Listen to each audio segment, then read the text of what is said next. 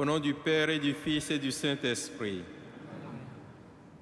La grâce de Jésus notre Seigneur, l'amour de Dieu le Père et la communion de l'Esprit Saint soient toujours avec vous. Et avec votre esprit.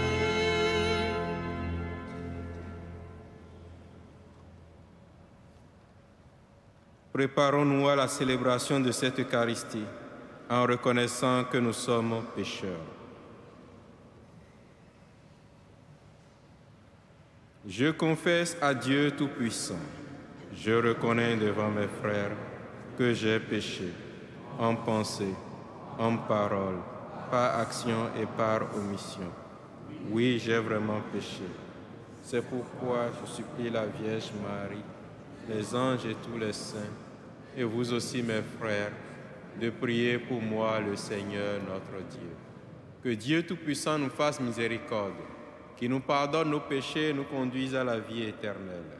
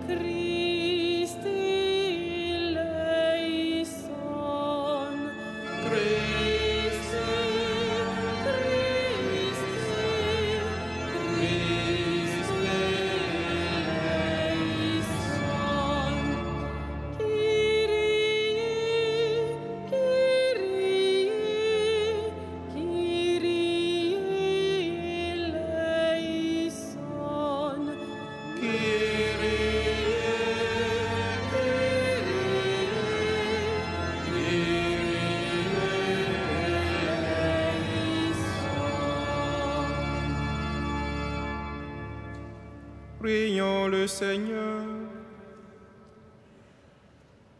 Dieu qui est bon et tout-puissant, éloigne de nous tous ceux qui nous arrêtent, afin que, sans aucune entrave ni d'esprit ni de corps, nous soyons libres pour accomplir ta volonté. Par Jésus-Christ, ton Fils, notre Seigneur et notre Dieu, qui règne avec toi et le Saint-Esprit, maintenant et pour les siècles des siècles.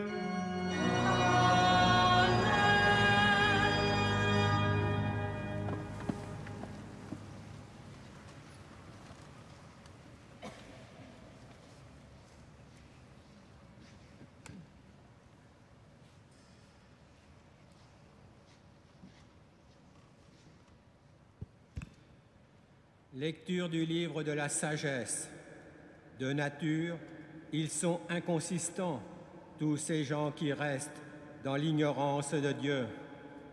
À partir de ce qu'ils voient de bon, ils n'ont pas été capables de connaître celui qui est en examinant ses œuvres. Ils n'ont pas reconnu l'artisan, mais c'est le feu, le vent, la brise légère, la ronde des étoiles, la violence des flots, les luminaires du ciel, gouvernant le cours du monde, qu'ils ont regardés comme des dieux. S'ils les ont pris pour des dieux, sous le charme de leur beauté, ils doivent savoir combien le maître de ces choses leur est supérieur, car l'auteur même de la beauté est leur créateur.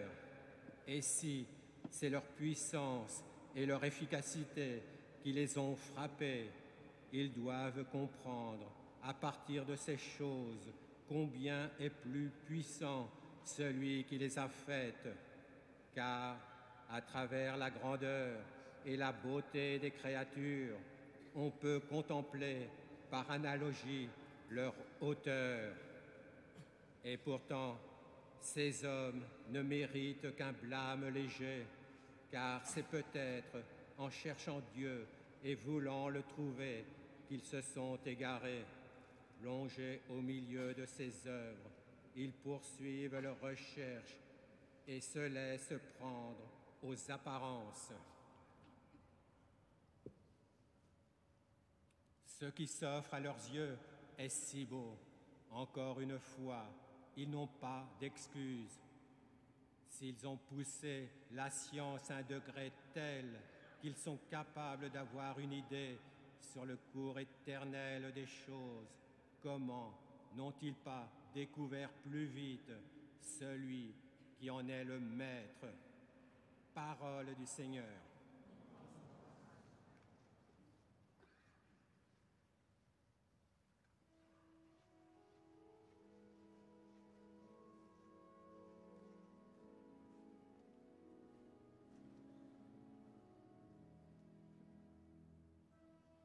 Le ciel et la terre sont remplis de ta gloire. Le ciel et la terre sont remplis de ta gloire. Les cieux proclament la gloire de Dieu. Le firmament raconte l'ouvrage de ses mains. Le jour au jour en livre le récit, et la nuit à la nuit en donne connaissance.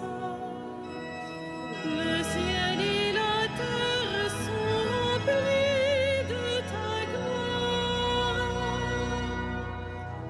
Pas de parole dans ce récit, pas de voix qui s'entende, mais sur toute la terre on paraît le message et la nouvelle aux limites du monde.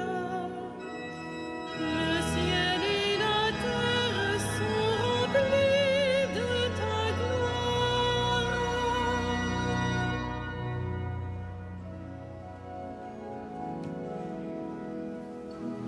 Alléluia, Alléluia, Alléluia, Alléluia, Alléluia, Alléluia. Redressez-vous et relevez la tête, car votre rédemption approche. Alléluia, Alléluia,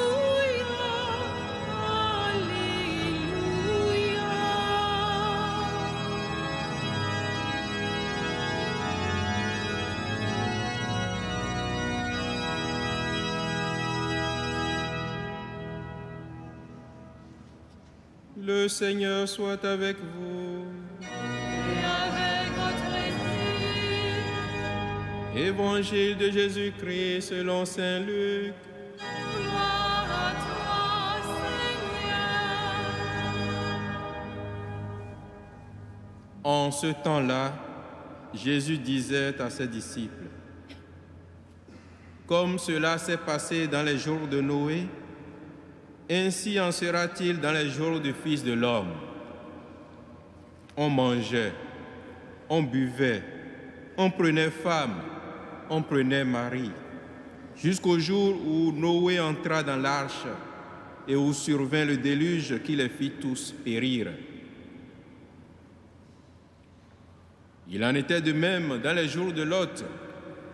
On mangeait, on buvait, on achetait, on vendait, on plantait, on bâtissait.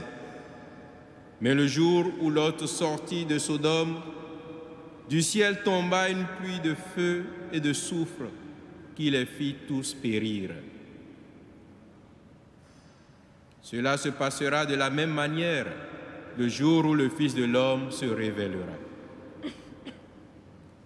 En ce jour-là, celui qui sera sur sa terrasse et aura ses affaires dans sa maison, qui ne descende pas pour les emporter.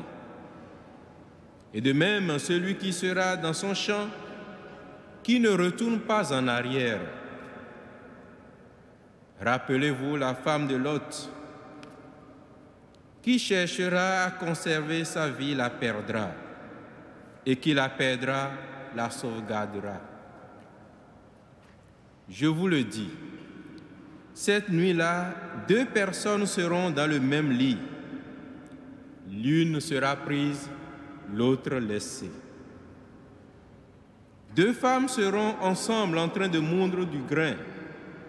L'une sera prise, l'autre laissée. Prenant encore la parole, les disciples lui demandèrent: « Où donc, Seigneur ?»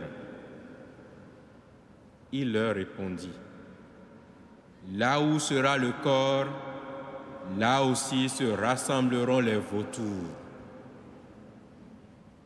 Acclamons la parole de Dieu. Louange à toi, Seigneur Jésus.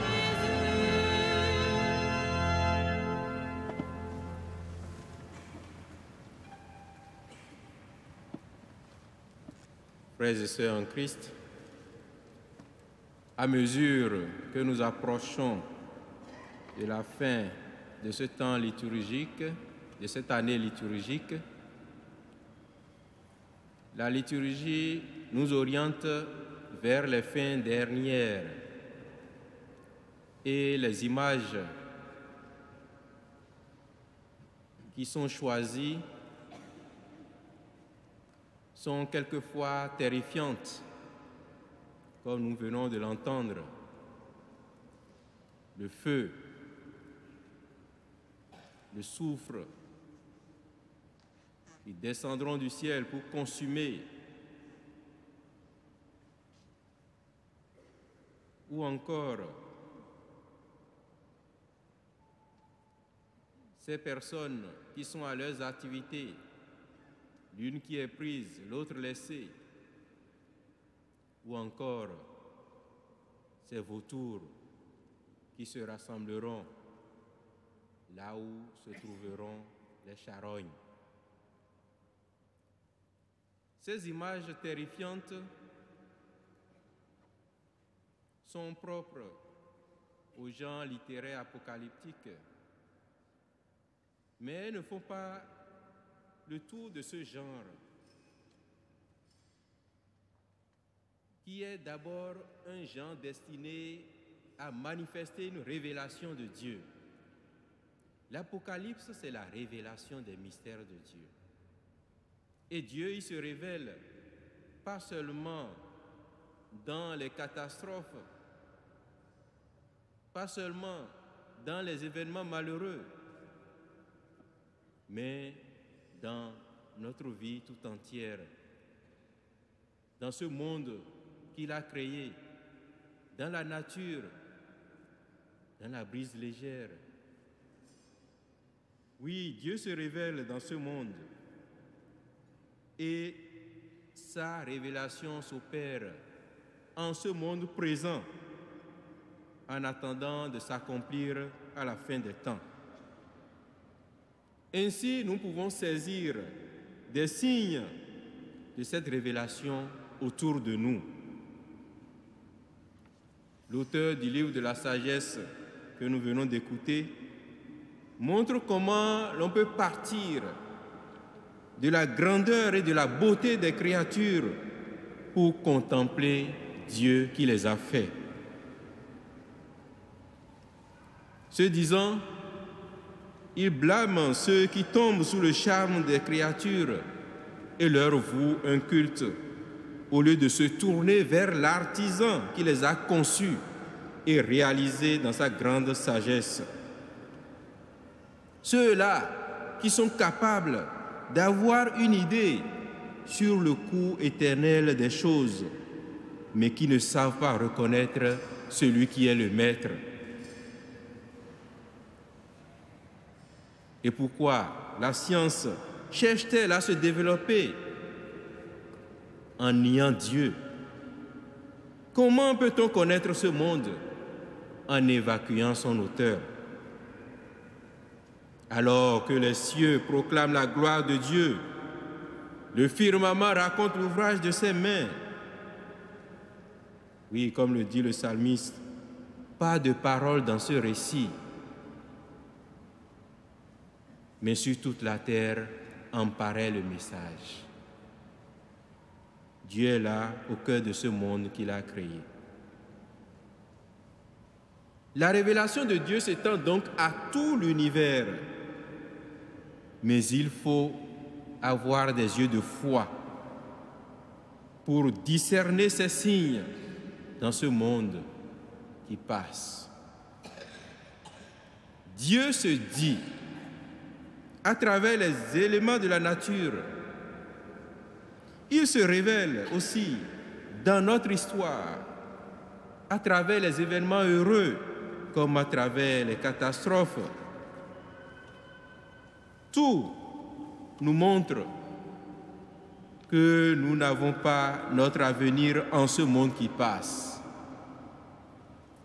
mais que nous sommes destinés à une vie éternelle et bienheureuse avec Dieu.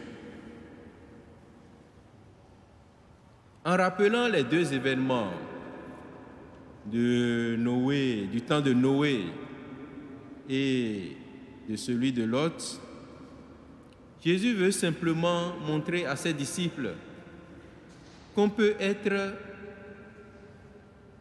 dans les occupations de ce monde tout en ayant le cœur et le regard tournés vers les biens éternels.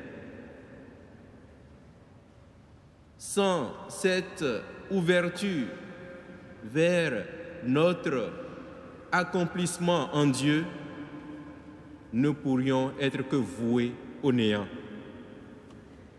Oui, au temps de Noé, les hommes jouissaient de la vie sans se soucier de leur destinée, jusqu'au jour où le déluge les a tous engloutis.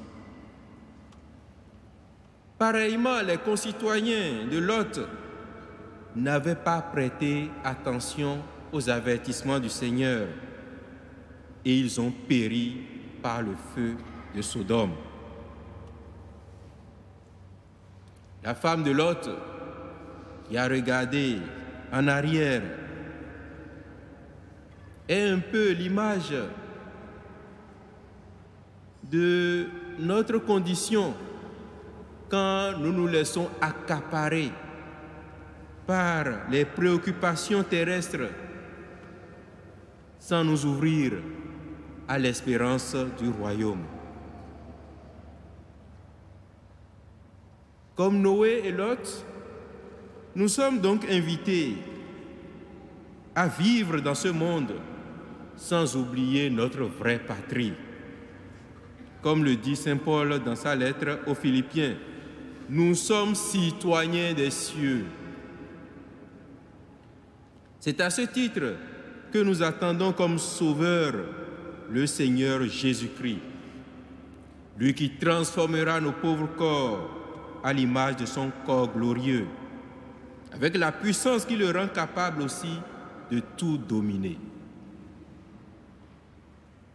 Ainsi, au jour du Fils de l'homme,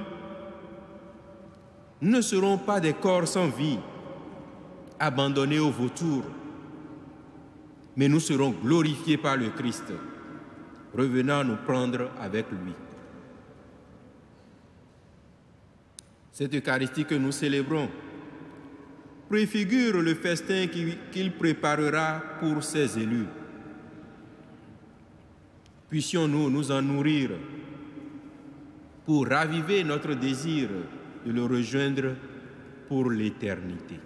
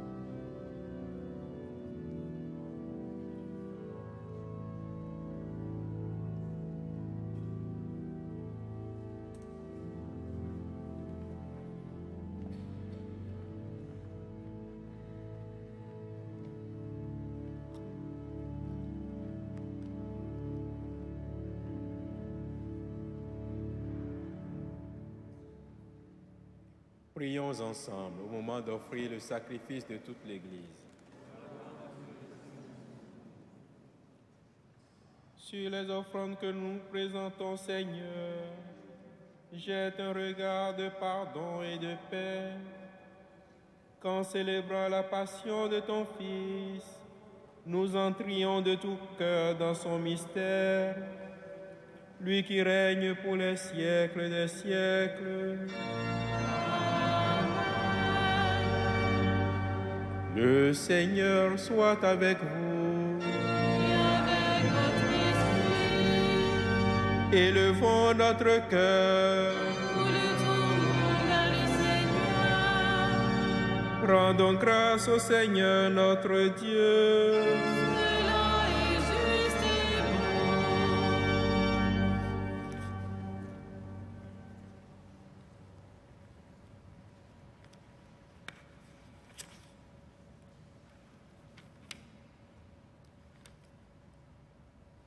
Vraiment, il est bon de te rendre grâce. Il est juste et bon de te glorifier, Père très saint, car tu es le seul Dieu, le Dieu vivant et vrai.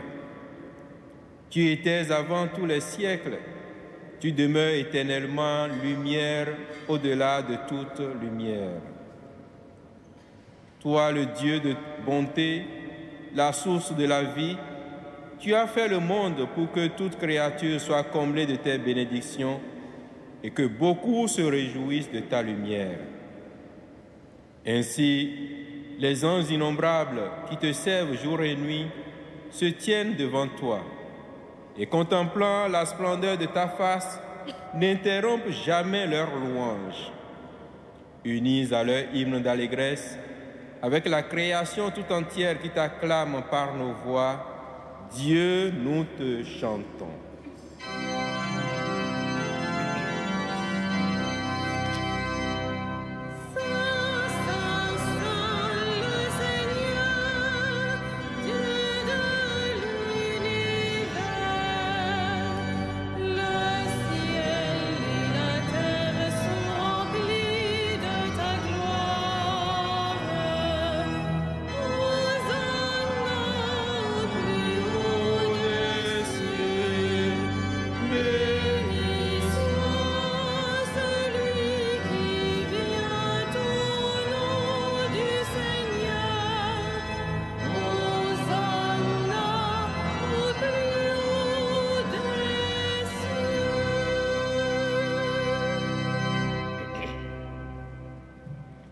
Père très saint, nous proclamons que tu es grand et que tu as créé toutes choses avec sagesse et par amour. Tu as fait l'homme à ton image et tu lui as confié l'univers afin qu'en te servant, toi son créateur, il règne sur la création. Comme il avait perdu ton amitié en se détournant de toi, tu ne l'as pas abandonné au pouvoir de la mort. Dans ta miséricorde, tu es venu en aide à tous les hommes pour qu'ils te cherchent et puissent te trouver. Tu as multiplié les alliances avec eux et tu les as formés par les prophètes dans l'espérance du salut. Tu as tellement aimé le monde, Père très saint, que tu nous as envoyé ton propre Fils lorsque les temps furent accomplis pour qu'il soit notre Sauveur.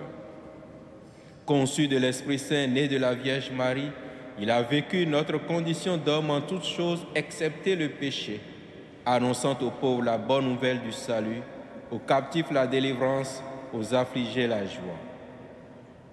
Pour accomplir le dessein de ton amour, il s'est livré lui-même à la mort, et par sa résurrection, il a détruit la mort et renouvelé la vie. Afin que notre vie ne soit plus à nous-mêmes, mais à lui qui est mort et ressuscité pour nous, il a envoyé d'auprès de toi comme premier don fait aux croyants, l'Esprit qui poursuit son œuvre dans le monde et achève toute sanctification. Que ce même Esprit Saint, nous t'en prions, Seigneur, sanctifie ces offrandes, qu'elles deviennent ainsi le corps et le sang de ton Fils, dans la célébration de ce grand mystère que lui-même nous a laissé en signe de l'alliance éternelle. Quand l'heure fut venue où tu allais le glorifier, Comme il avait aimé les siens qui étaient dans le monde, il les aima jusqu'au bout. Pendant le repas qu'il partageait avec eux, il prit le pain. Il le bénit, le rompit et le donna à ses disciples en disant: « Prenez et mangez-en tous. Ceci est mon corps livré pour vous. »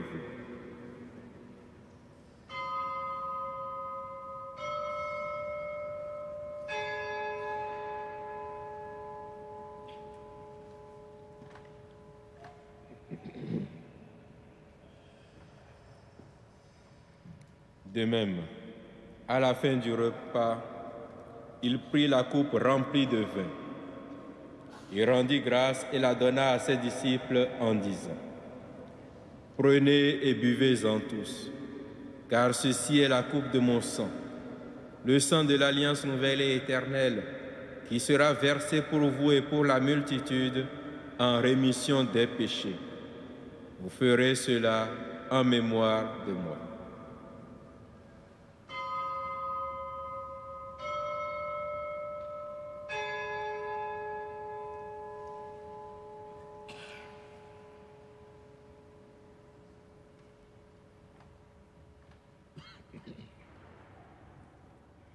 Il est grand le mystère de la foi.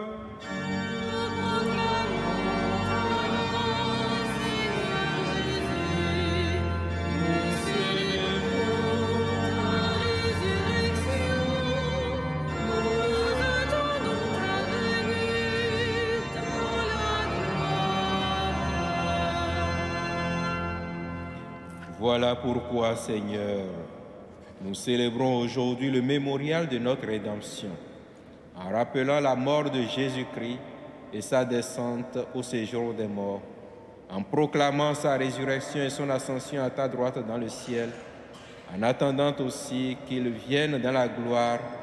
Nous t'offrons son corps et son sang, le sacrifice qui est digne de toi et qui sauve le monde. Regarde, Seigneur, cette offrande que tu as donnée toi-même à ton Église. Accorde à tous ceux qui vont partager ce pain et boire à cette coupe d'être rassemblés par l'Esprit Saint en un seul corps, pour qu'ils soient eux-mêmes dans le Christ une vivante offrande à la louange de ta gloire. Et maintenant, Seigneur, rappelle-toi tous ceux pour qui nous offrons le sacrifice: le pape François, notre archevêque André et tous les évêques, les prêtres et tous ceux qui les assistent, les fidèles qui présentent cette offrande, les membres de notre assemblée, le peuple qui t'appartient et tous les hommes qui te cherchent avec droiture. Souviens-toi aussi de nos frères qui sont morts dans la paix du Christ et de tous les morts dont toi seul connais la foi. À nous qui sommes tes enfants, accorde, Père très bon, l'héritage de la vie éternelle auprès de la Vierge Marie, la bienheureuse Mère de Dieu, de Saint Joseph, auprès des apôtres et de tous les saints, dans ton royaume, où nous pourrons, avec la création tout entière, enfin libérés du péché et de la mort, te glorifier par le Christ notre Seigneur, par qui tu donnes au monde toute grâce et tout bien. Par lui, avec lui et en lui, à toi, Dieu le Père Tout-Puissant, dans l'unité du Saint-Esprit, tout honneur et toute gloire, pour les siècles des siècles.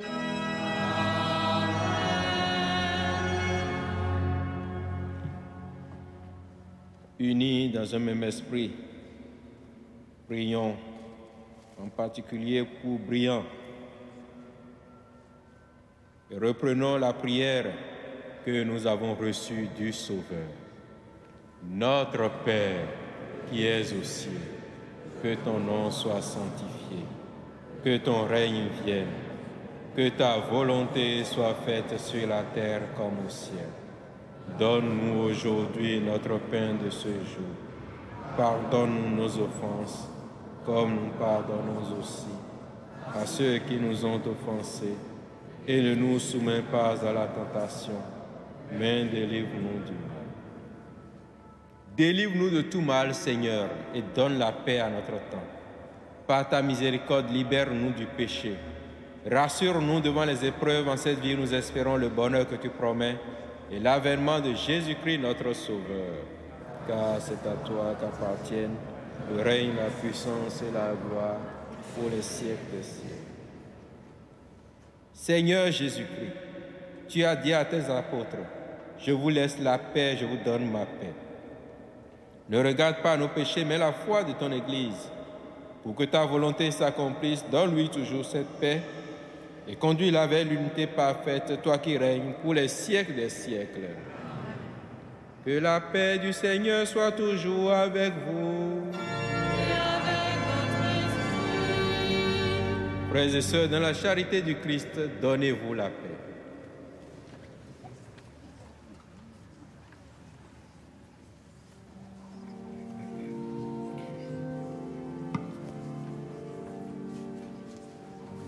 Agneau de Dieu qui enlève le péché du monde, prends pitié de nous. Agneau de Dieu qui enlève le péché du monde, prends pitié de nous. Agneau de Dieu qui enlève le péché du monde, donne-nous la paix.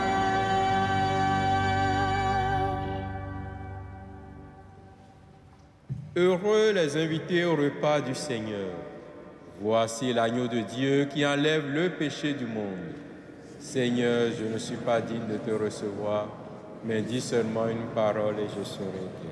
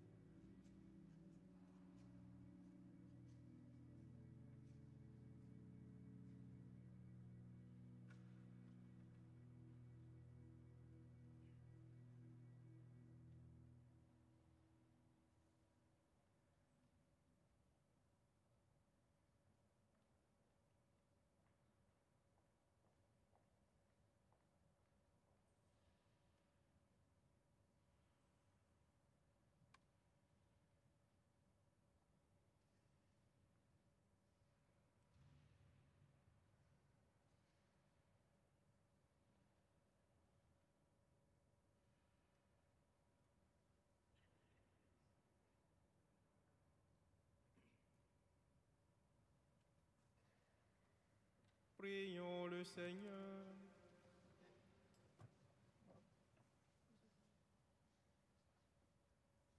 Fortifiés par cette nourriture sainte, nous t'adressons, Seigneur, nos actions de grâce et nous implorons ta miséricorde.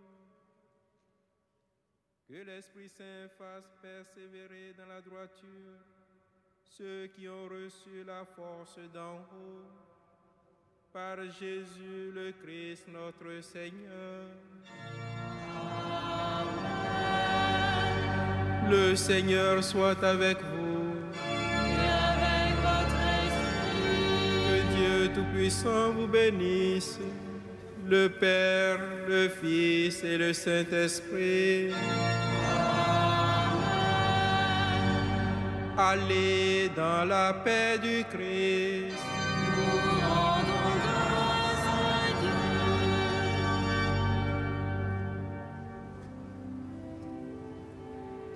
Salve Regina.